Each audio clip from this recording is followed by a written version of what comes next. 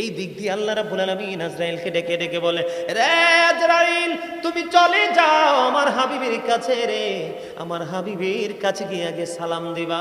আমার হাবিব যদি রাজি থাকে আজকে বলবা, হাবিব আল্লাহর নবী গো, আপনার পৃথিবী থেকে চলে যাওয়ার সময় হয়ে গেছে। বন্ধু, মা ফাতেমা কান্দে, চোখের জলে বুক ভাসায় রে।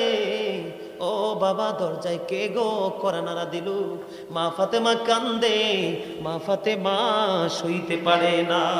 এবার আমার নবী একটা ডাক দিয়ে বলে, মা, মা গো, ও মা, দরজা খুলে দাও, আজকে বিদায় নিতে হবে গো, আমার মালিক ডাক দিয়েছে।